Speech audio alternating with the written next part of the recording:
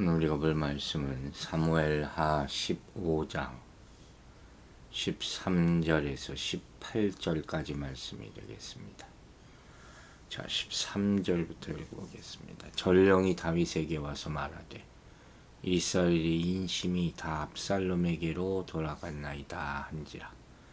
다윗이 예루살렘에 함께 있는 그의 모든 신하들에게 이르되 일어나 도망하자. 그러지 아니하면 우리 중 한 사람도 압살롬에게서 피하지 못하리라. 빨리 가자. 두렵건대 그가 우리를 급히 따라와 우리를 해하고 칼날로 성읍을 칠까 하노라.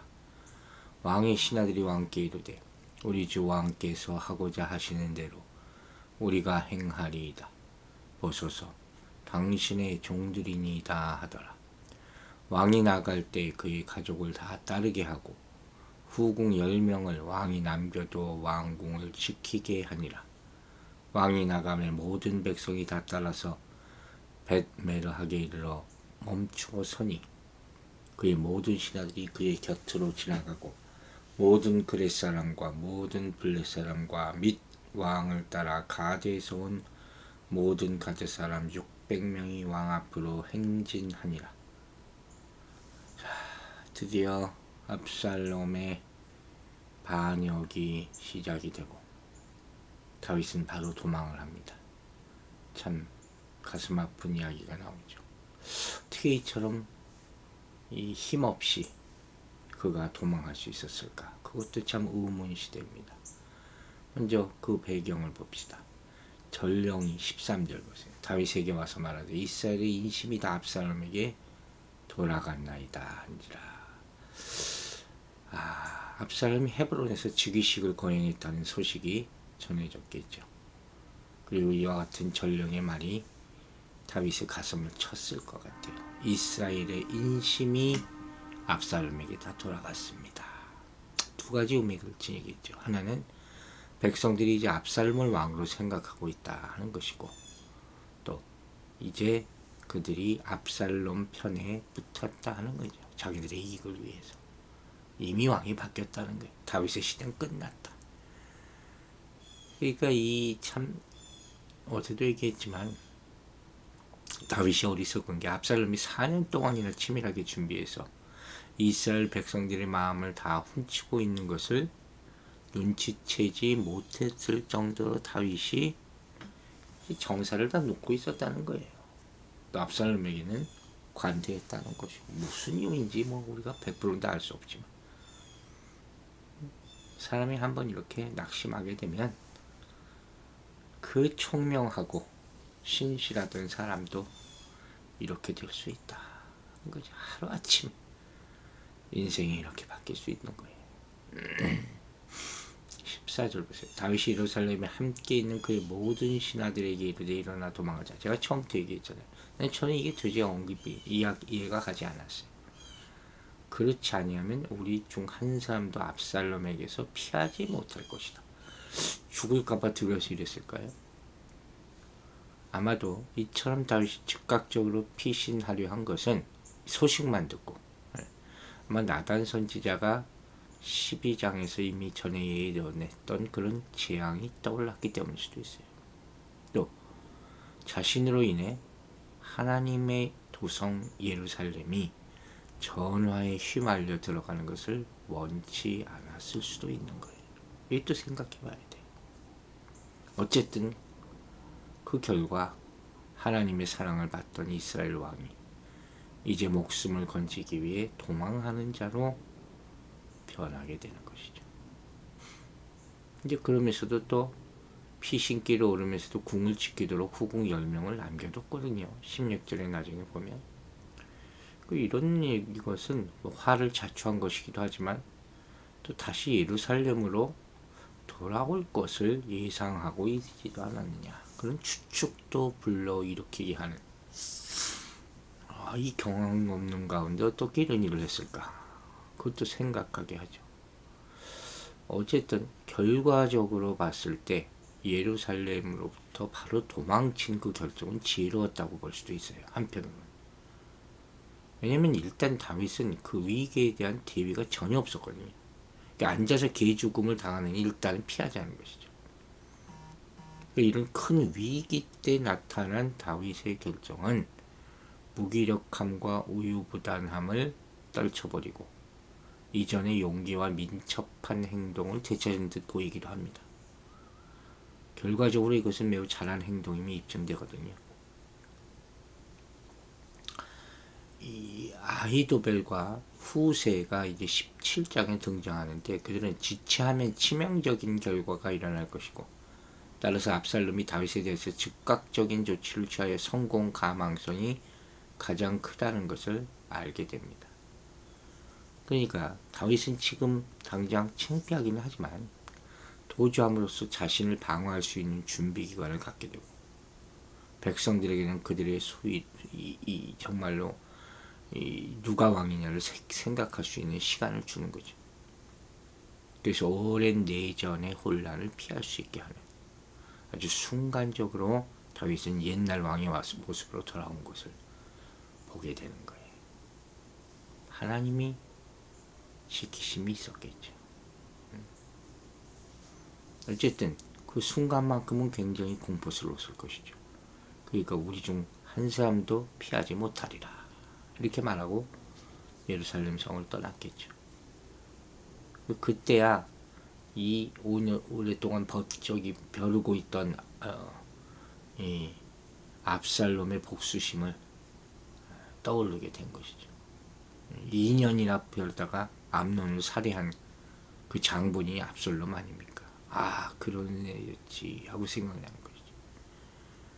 그러니까 이번에도 2년 동안 연금 상태에 있던 이 압살롬이 복수국을 지금 벌이는 것이구나. 그걸 이제 깨닫게 되는 거예요. 그래서 이제 피난길을 재촉을 하게 되는 것이죠. 이때 다윗 왕과 더불어서 예루살렘을 탈출한 사람은 그의 호위병파 600명의 병사들 그리고 대신들, 백성들 이렇게 쭉 나열이 되고 있어요. 그리고 이 여러 가지 정황으로 봤을 때 다윗은 그 순간에 예루살렘을 성공적으로 방어할 수 없다고 생각한 것이죠. 도성 안에 군대도 많이 없고 또 가족들 사이에도 관계도 좋지 않고 형세가 그렇게 안 좋았다는 거예요. 전쟁이 나면 서로 죽기 살기로 싸우는데 이런 상황에서 이길 수가 있겠습니까? 또 공격하는 자가 자신의 아들 아니에요. 성 안에도 지시자가 있을 수도 있고. 결론적으로 보면 아까 말했듯이 다윗이 지혜로운 결정을 했다. 또 그러므로 말미암아 가능한 한 인명피해를 줄일 수 있게 되었다 하는 거죠. 아마 예루살렘에 있었으면 이스라엘 망했을 거예요. 아군과 적군이 구별되지도 않는 성. 얼마나 많은 피해가 있겠습니까? 상처는 상처대로 받고. 여기서 신학적으로 영적으로 생각했을 때 한 가지 결론을 내릴 수 있어요. 그게 뭐냐? 다윗은 예루살렘을 자신의 도성으로 생각하지 않고 하나님의 도성으로 생각했다 하는 거예요. 내 성이니까 끝까지 여기서 죽어 이게 아니에요. 예루살렘 평화의 도성 아닙니까? 하나님의 도성이지. 여기서 싸우면 안 된다 생각해서 나갈 것이다. 이렇게 해석할 수도 있다는 거지. 만약에 이 예루살렘을 자신의 소유로 생각했다면 지키기 위해서 많은 재산과 인명피해를 봤을 것이죠. 우리는 이걸 생각해야 돼요. 우리는 하나님의 교회에서 절대 싸우면 안 돼요. 이건 우리 게 아니에요. 내 교회를 지킨다? 어리석고 바보 같은 생각이에요. 하나님의 뜰에서 하나님의 교회에서 절대 싸워서는 안 될 것입니다. 그리고 왕이 말합니다. 15절 보세요. 신하들이 왕께 이르되 우리 주 왕께서 하고자 하시는 대로 우리가 행하리이다. 보소서 당신의 종들이니라 하더라. 왕을 따라서 예루살렘 성을 떠나는 신하들의 모습. 신실한 다윗의 종들의 모습이죠. 자신들의 왕의 종임을 분명하게 밝히면서 왕과 생사를 같이 하는 운명 공동체임을 밝히는 장면이죠. 참 저도 나름대로 이런 아픔이 있기 때문에 참 보면서 가슴이 뭉클해지는 그런 장면이에요. 왕이 나갈 때 그의 가족을 다 따르게 하고 후궁 10명을 왕이 남겨도 왕국은 지키게 하라. 이 말씀은 조금 이해하기가 쉽지 않은 그런 장면이죠. 다윗은 자기에게 앙심을 품은 압살롬이 자기 이복 형제들과 왕비들까지 모두 살해할 것을 염려했을 거예요. 그래서 이들 모두는 피난길에 함께 데리고 갔을 겁니다. 그러나 후궁 10명은 궁을 지키게 했다. 무슨 의미인지 잘 모르겠어요.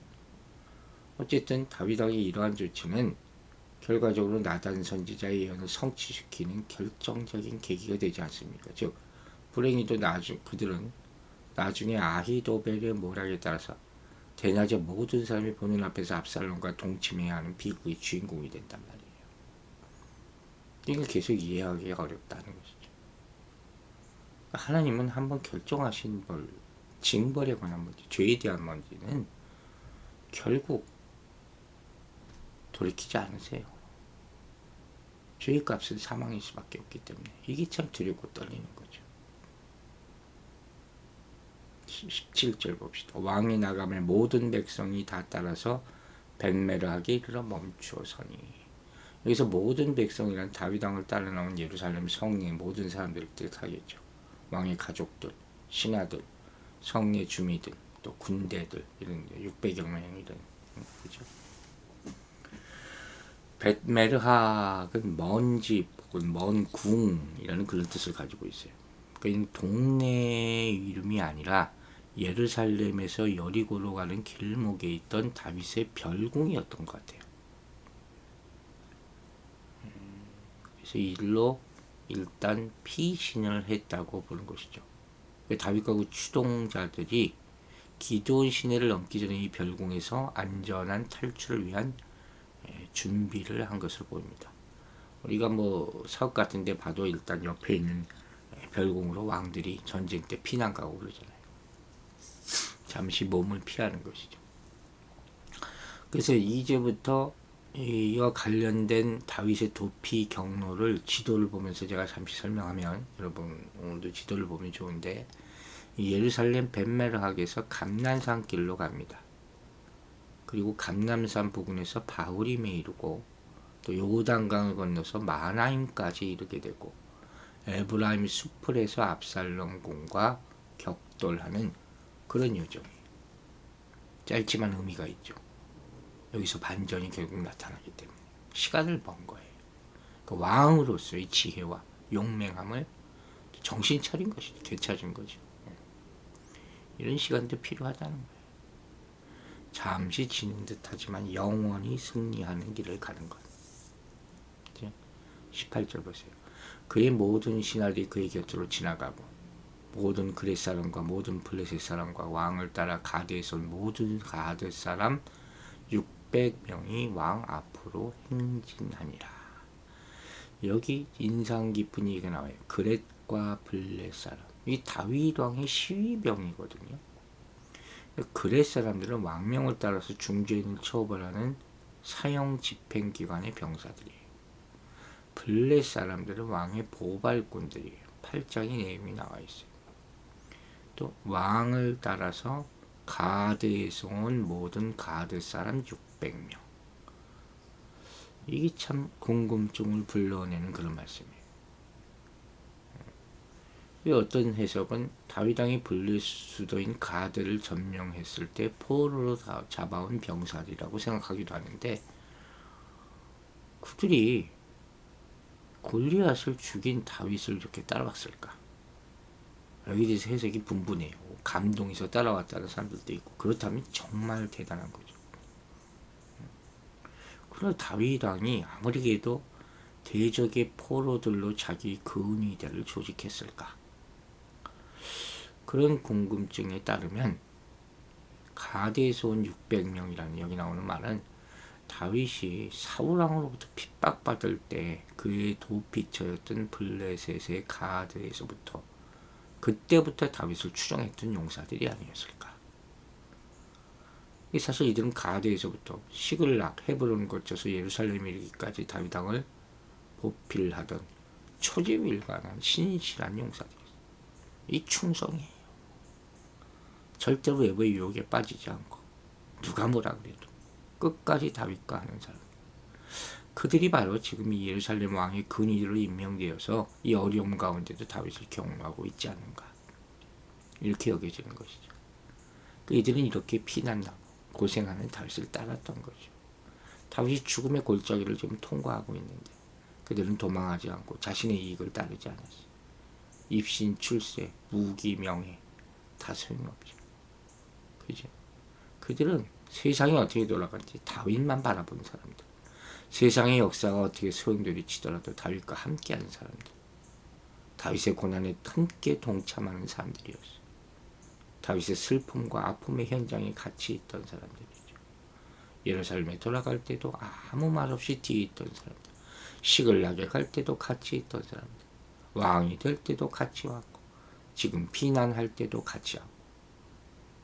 여러분, 어떤 교훈을 얻습니까? 우리는 이처럼 예수님을 따라야 하는 것이죠. 그죠? 이걸 명심하세요. 여러분, 다윗 왕은 예루살렘을 잠깐 떠납니다. 그렇다고 그가 진 게 아니었어요. 하나님이 계신 곳이 하나님의 나라잖아요. 하나님 나라는 예루살렘 성이 아니라 하나님이 세우신 다윗 왕이 있는 곳이죠. 그래서 이스라엘 백성은 예루살렘을 떠나 다윗을 따를 수 있게 된 것이죠. 명심합시다. 비록 두세 사람이 모였을지라도 하나님이 함께 하신다면 그곳이 바로 하나님 나라입니다.